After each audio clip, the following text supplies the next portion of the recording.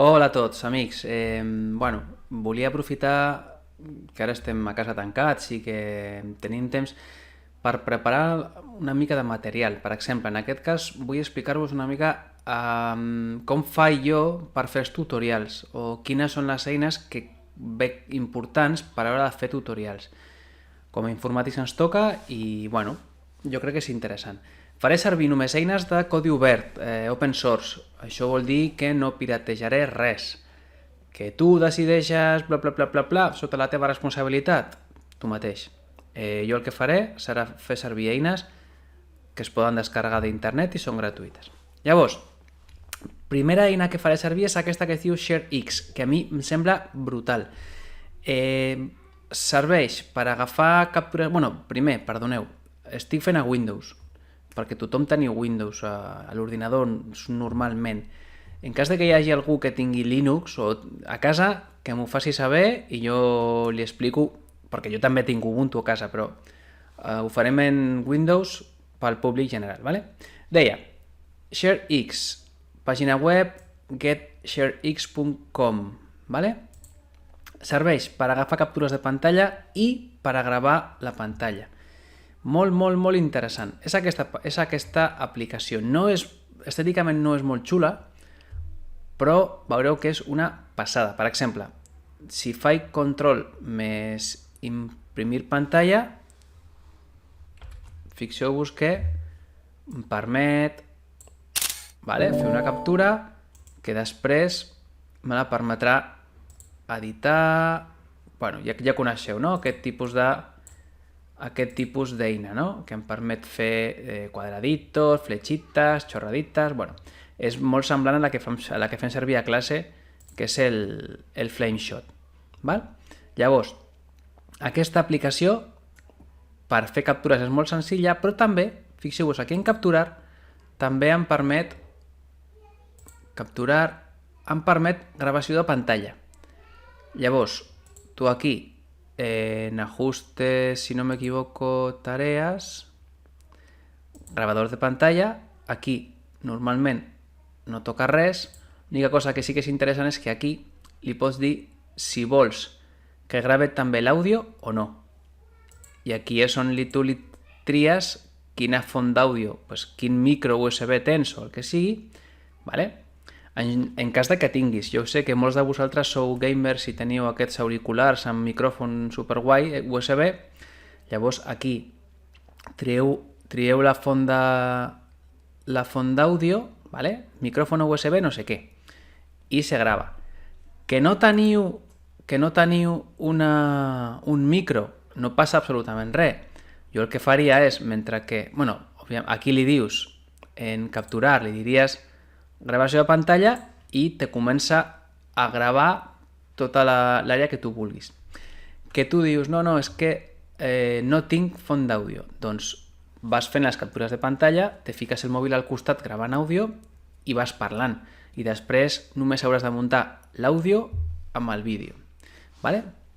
Aquesta aplicació fa les captures de vídeo de molt poc pes. Això vol dir que després se poden compartir d'una manera molt senzilla. Jo us dic que és una aplicació que a mi em funciona molt bé, jo és la que faig servir per a tot en Windows i us la recomano. I ara em podeu dir, i en cas de que hagi de muntar el vídeo, amb què monto el vídeo? Jo ho muntaria amb Kdenlive. Kdenlive, que és aquesta aplicació, que està per a Windows i per a Linux, i si tu vas a descarregar, aquí està en Windows. Si en Windows dona algun problema, diu, però jo he fet clic aquí, me l'ha descarregada, i una vegada que la tinc, li dic que m'ho estregui, per exemple, també fa aquí a Downloads, després ja m'ho veuré, s'extreu l'arxiu, aquí si voleu minutos musicales, Espero que aquests dies estigueu aprofitant per fer coses, no només per dormir o per jugar online. Penseu que ens queden molts dies, llavors si podem aprofitar per aprendre coses noves, millor, perquè se'ns farà llarg, amics? No sé quants dies estarem, però se'ns farà llarg. Ara, per exemple, si tu tens el Kdenlive, després de gravar aquest vídeo, el que podries fer és accelerar aquest procés. De manera que, en lloc d'estar aquí inventant xorrades com estic fent jo, tu puguis fer i que ràpidament aquest el vídeo vagi ràpid, o directament tallar-la i ja està, vale? Que l'usuari no hagi de veure aquest rotllo com t'estic mostrant jo. Molt bé, aquí pararé i editaré, vale? Vale, doncs continuem. Jo tinc aquí i en els binaris tindré l'executable que es dirà Kdenlive, vale? I executo. És una aplicació que no s'instal·la, només se descomprimeix i després s'executa. Llavors, vale? És com si fos un portable. I aquí tinc l'aplicació. En l'aplicació el que tu has d'anar és aquí.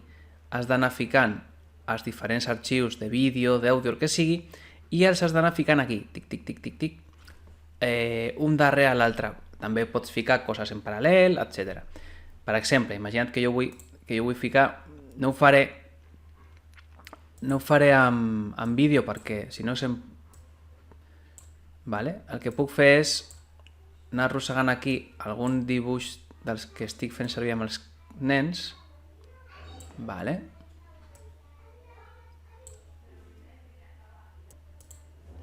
Vinga, doncs arrossego també aquest, vale?